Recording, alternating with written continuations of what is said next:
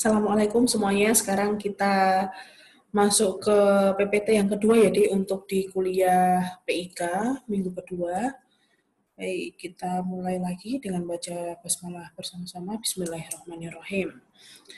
Untuk uh, yang kedua, materi yang kedua adalah terkait dengan metode operasi pada industri kimia.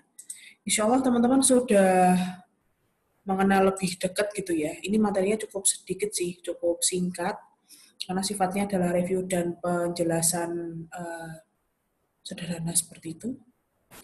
Oke, kita ke slideshow-nya dulu.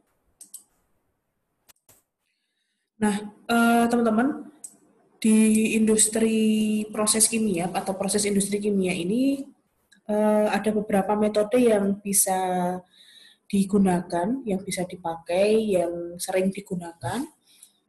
Ada dua dan sebenarnya tiga sih, nanti insya Allah kita akan pelajari bersama.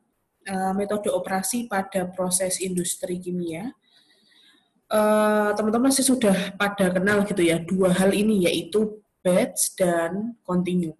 Jadi pembahasan PPT kita pada kesempatan video ini adalah kita akan membahas dan berdiskusi tentang apa tuh keuntungan dan kerugian kalau semisal kita menggunakan proses batch dan proses secara kontinu atau sinambung.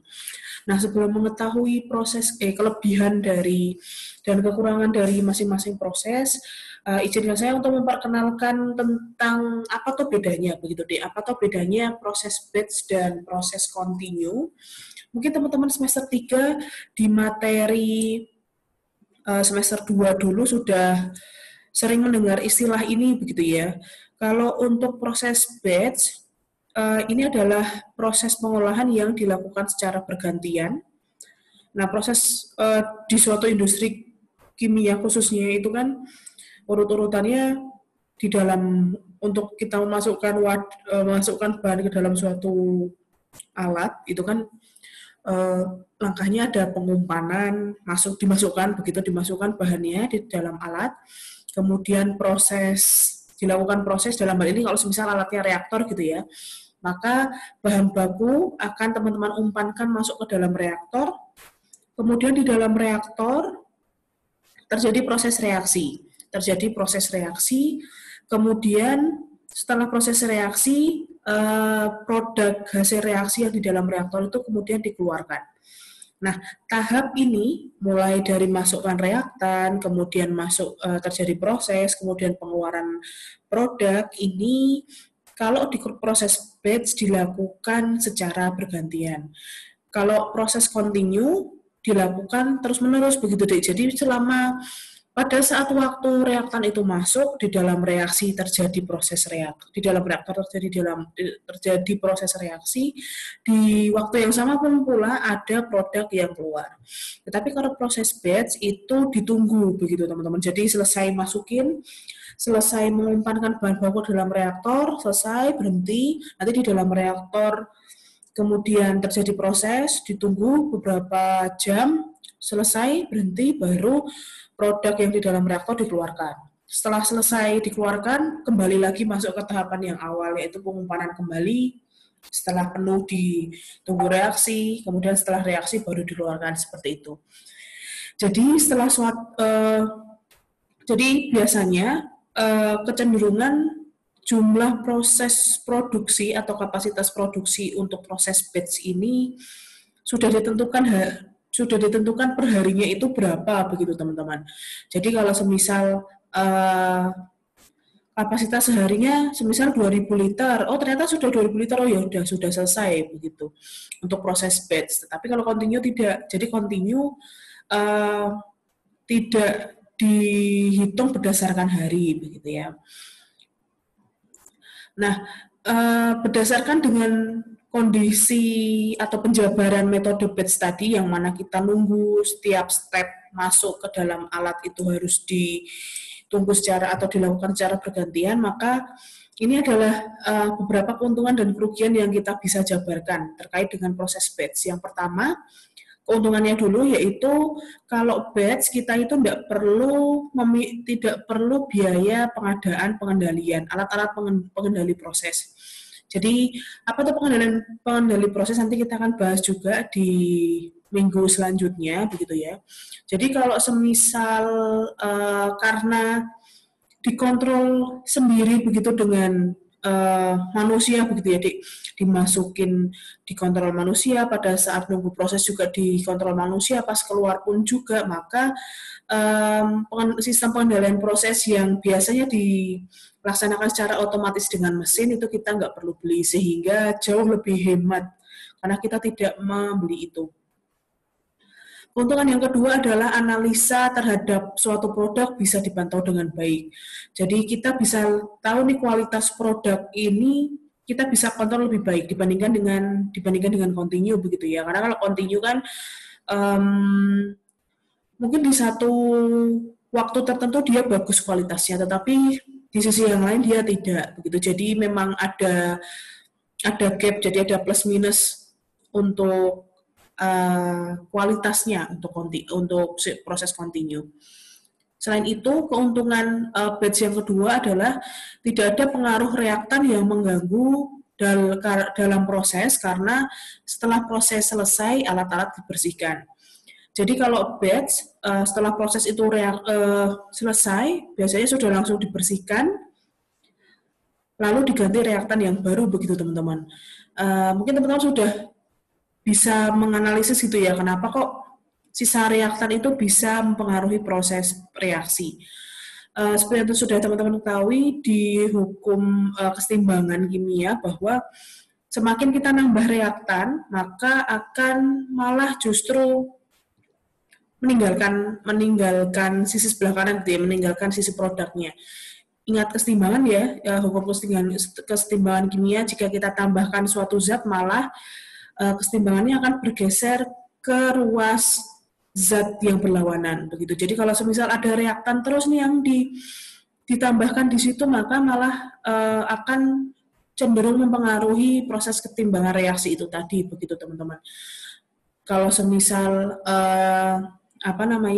produknya masih ada, jadi jika di reaktor yang sifatnya continue, pada saat reaktan itu dimasukkan kan masih ada produk yang tersisa di sana begitu, sehingga kesetimbangannya tidak lebih baik dibandingkan jika semisal batch. Jadi kalau semisal batch kan betul-betul nuansa reaktornya itu baru setiap saat, sehingga proses reaksi, proses kesetimbangan itu senantiasa itu angkanya, tidak bergeser kesetimbangannya. Keuntungan selanjutnya untuk proses batch adalah pengendalian dilakukan secara manual, sehingga lebih teliti. Lain halnya dengan pengendalian proses yang sifatnya otomatis, biasanya pengendalian secara manual itu jauh lebih teliti begitu teman-teman. Biasanya kalau pengendalian proses yang secara manual itu kan otomatis itu kan ada level suhu kontrol, level controller, kemudian temperatur controller dan pressure controller. Nah, suhu controller ini temperatur controller itu berfungsi untuk mengontrol suhu. Nah, suhu di sini akan dibaca dengan range tertentu. Jadi semisal di dalam reaktor harus 60. Nah, kalau semisal di continue, kita tidak bisa mengkontrol pas 60 begitu teman-teman, tetapi harus ada plus minusnya. Jadi ada batas toleransi suhu itu bisa kita pakai, kita bisa toleransikan ada di dalam suatu alat. Maka pakai plus minus. Jadi kerja dari temperatur kontrol itu nanti adalah kita menggunakan yang namanya kita sebut angka toleransi. Jadi semisal 60 plus minus 3 derajat Celcius, seperti itu kalau di industri. Jadi pada saat senantiasa nih pengendalian atau temperatur controller ini akan membaca sinyal senantiasa terus menerus, jika semisal suatu saat ternyata suhunya turun dari 60 menjadi 58, dari 60 menjadi 57, dari 60 menjadi 59, atau suhunya naik dari 60 ke 61 atau bahkan ke 63. Nah, di temperatur controller dia tidak akan mengirimkan sinyal secara spesifik begitu, karena masih di dalam range amannya begitu, yang 60 derajat plus minus 3 derajat tadi. Jadi kualitas dari produknya setiap saatnya pun juga akan berbeda-beda, karena suhunya tadi pun juga bisa jadi tidak seimbang setiap saat. Tetapi kalau di batch kita bisa atur, kalau misal 60 ya kita bisa jaga itu senantiasa 60 begitu teman-teman, karena pengendaliannya kita lakukan secara manual. Seperti itu keuntungannya di proses batch. Jadi intinya di proses batch adalah terkait dengan kualitas produksinya, kualitas produknya itu jauh lebih baik begitu, karena pengendalian, baik itu analisa, dan kemudian baik itu suasana di dalam reaktor itu lebih baik kondisinya dibandingkan dengan kontinu. Nah, selain dari keuntungannya, ternyata proses batch itu juga memiliki beberapa kerugian, antara lain yang pertama, karena pengendalian ini tidak dilakukan secara otomatis, teman-teman, dikendalikan secara manual, maka teman-teman mau nggak mau membutuhkan sumber daya manusia yang jauh lebih banyak dibandingkan kontinu. Nah, sumber daya ini pun akan berdampak kepada pengeluaran teman-teman. Jadi gaji karyawannya akan jauh lebih banyak kalau semisal pabriknya prosesnya batch, karena QC-nya masing-masing di setiap step alat itu ada sendiri-sendiri karena tidak dikendalikan oleh alat begitu. Nah, di sisi lain batch itu biasanya memang mengcover reaksi-reaksi kimia yang memang tidak sebentar prosesnya begitu deh. Jadi contoh industri batch itu kan etanol ya, bikin alkohol dari fermentasi. Lama fermentasinya kan sekitar 7 sampai 10 hari. Padahal kalau kontinu kita bisa mendapatkan produk itu per satuan jam begitu teman-teman. Padahal di sini waktu prosesnya saja sudah 7 hari gitu. Maka waktu prosesnya sangat lama begitu teman-teman, dibandingkan dengan yang kontinu yang per jam saja sudah mendapatkan produknya seperti itu. Kemudian sisi kerugian yang ketiga di batch adalah model proses ini hanya bisa dilakukan bagi industri dengan kapasitas produksi kecil. Nah, itu tadi akan berdampak kepada kapasitas produksinya karena prosesnya lama dan serangkaian itu harus dibersihkan, di maintenance, setelah diinput kemudian ditunggu reaksi, dikeluarkan, dibersihkan, diinput lagi, nunggu reaksi, dikeluarkan, seperti itu. Karena waktunya prosesnya lama dan produknya pun tidak akan banyak yang dihasilkan begitu ya, maka proses ini memang paling sesuai untuk kapasitas produksi yang kecil. Itu kekurangannya. Jadi limitasi batch tidak bisa kita gunakan untuk kapasitas produksi dengan skala menengah atau skala besar.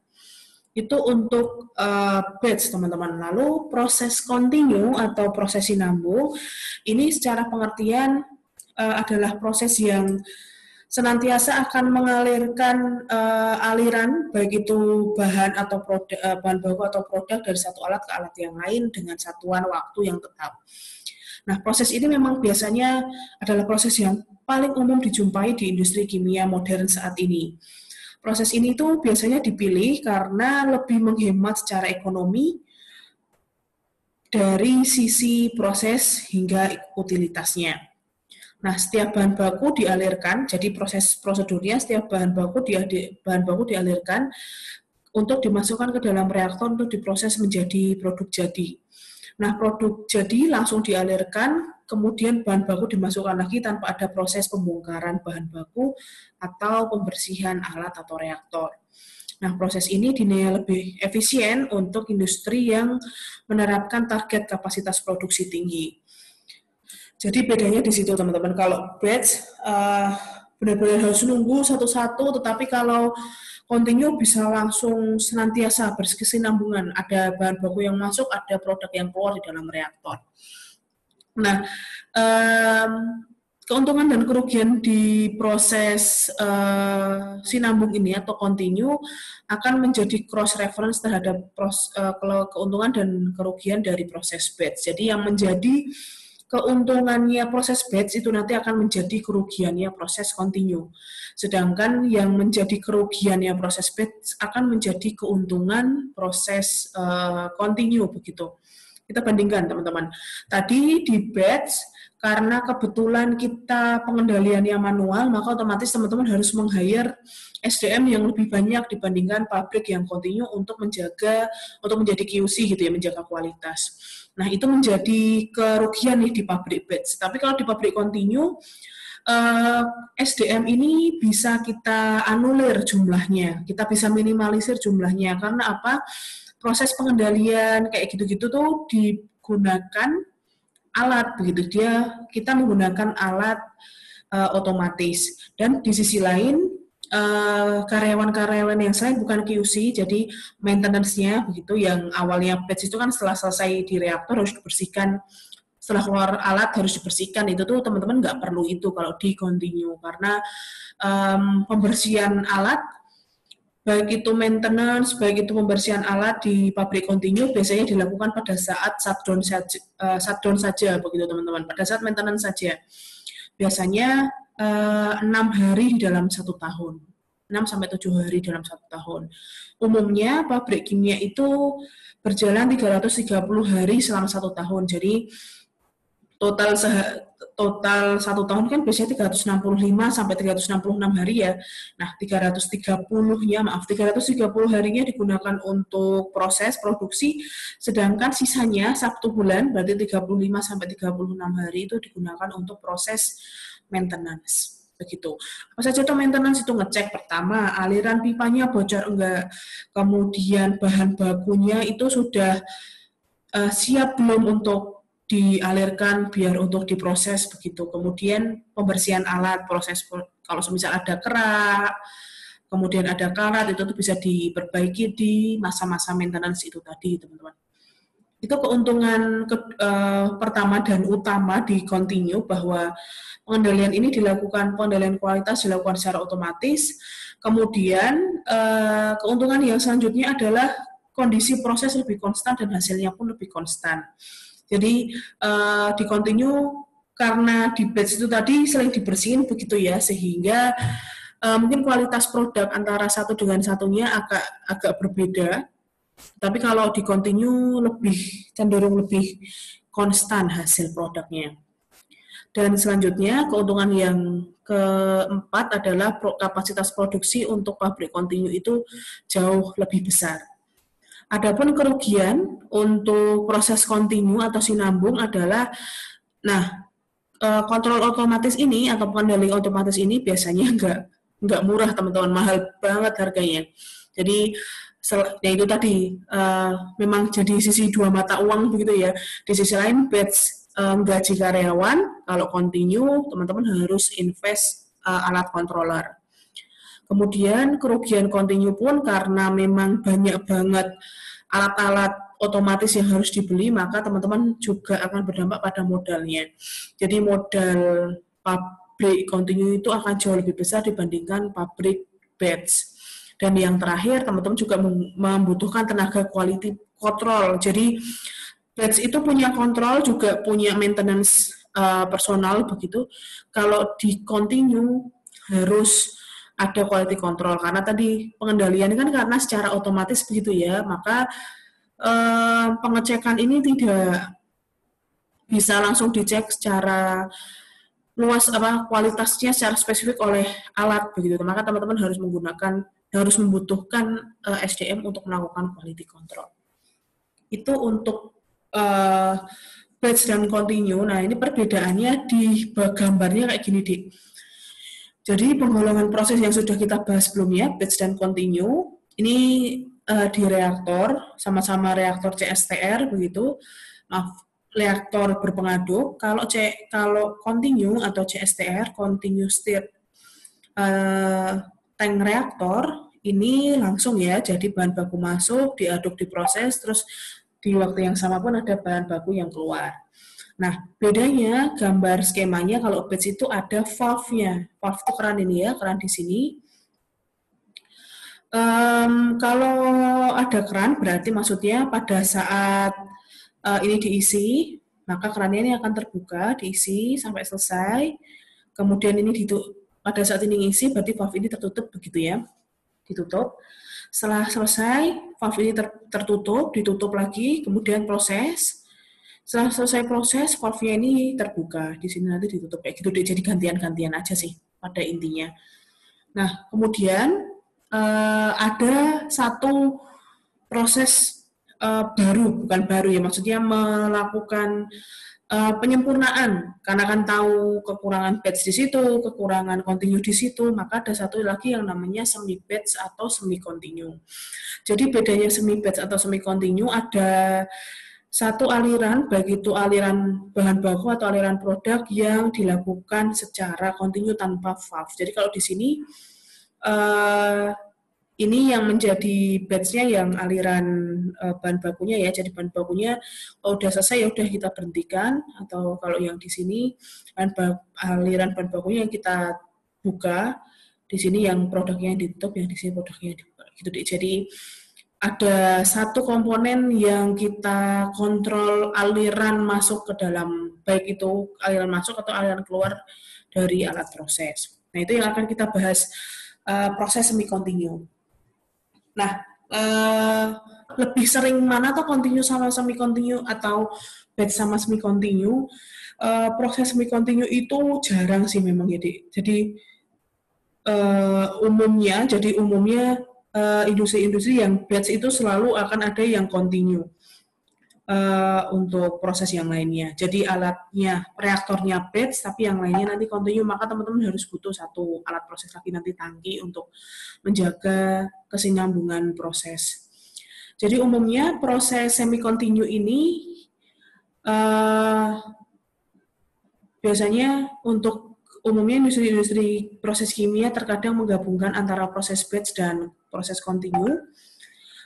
Suatu bahan baku diolah melalui proses batch untuk dijadikan produk tertentu dan dilakukan proses continue untuk produk yang lain. Contoh spesifiknya adalah industri penisilin, teman-teman, ini yang akan saya sampaikan. Jadi uraian prosesnya seperti ini.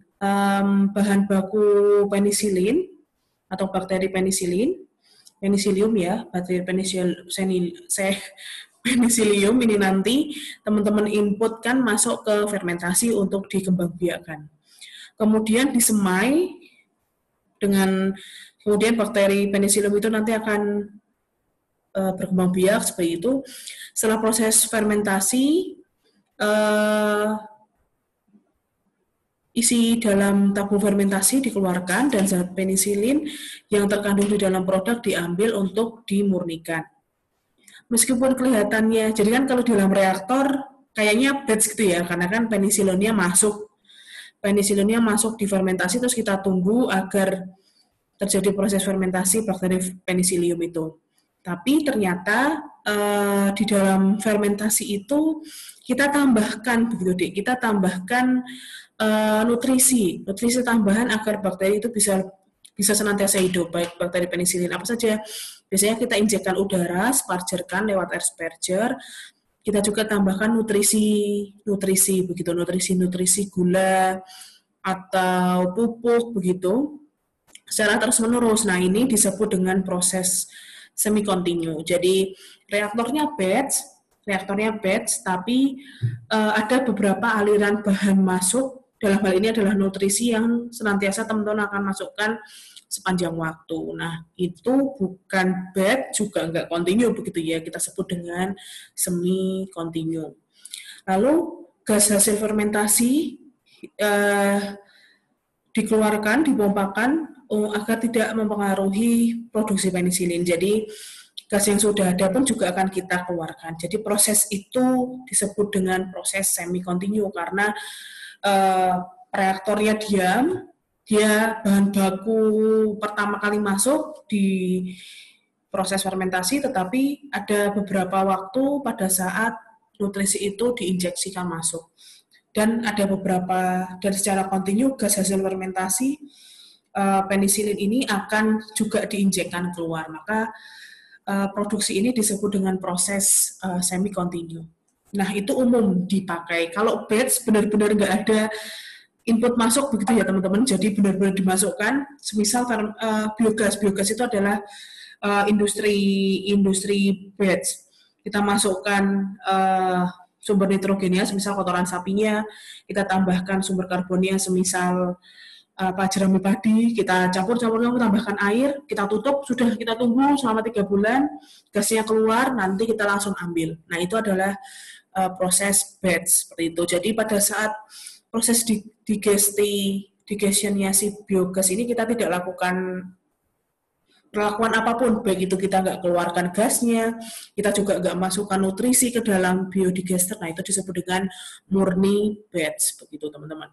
Tapi kalau khususnya hampir sebagian memang untuk proses fermentasi itu kita pakainya adalah semi continue karena kita memerlukan tambahan inputting nutrisi setiap beberapa waktu sekali seperti itu agar bakteri yang ada di dalam fermenter itu tetap berjalan.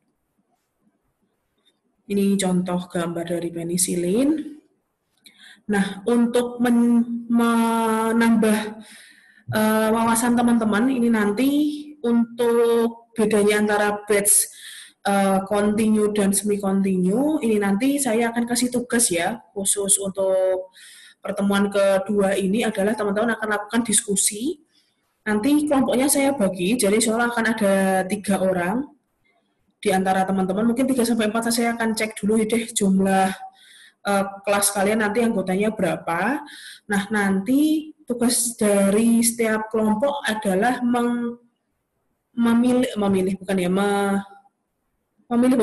memilih satu atau dua industri,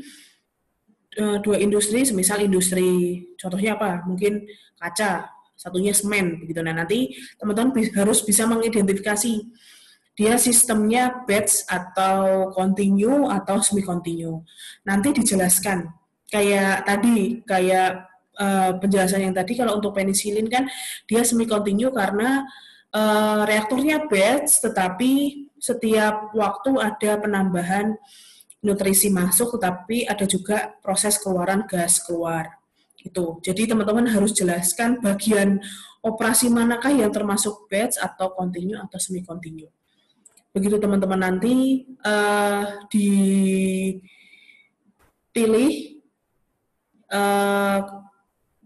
industrinya, nanti proses pengerjaannya nanti adalah share dokumen begitu ya, Dek. Jadi nanti kelompoknya, saya sudah akan siapkan template Word-nya, nanti teman-teman tinggal ketikkan usulan kalian di Word itu, di Google Doc itu. Jadi teman-teman tinggal edit Google Doc-nya, tinggal masukkan, tinggal open with Google Doc itu, nanti terus teman-teman tinggal ketik, jadi kontribusi tidak hanya kalian yang bisa lihat, tetapi nanti satu kelas, bahkan 2 kelas PIK yang saya ajar bisa baca, begitu, bisa baca dari industri apa saja yang merupakan batch, merupakan continue, dan merupakan semi-continue.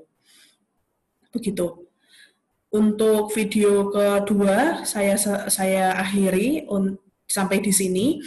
Untuk selanjutnya terkait dengan contoh tadi ya, contoh bagaimana caranya menghitung kapasitas industri, insya Allah saya akan sampaikan minggu depan sekaligus nanti untuk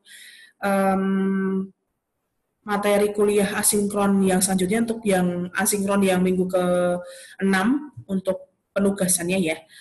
Kita tutup untuk sesi ini dengan baca hamdalah bersama-sama. Alhamdulillahirrabbilalamin. Kita ketemu satu lagi teman-teman di tahapan proses industri di minggu kedua ini. Terima kasih. Wassalamualaikum warahmatullahi wabarakatuh.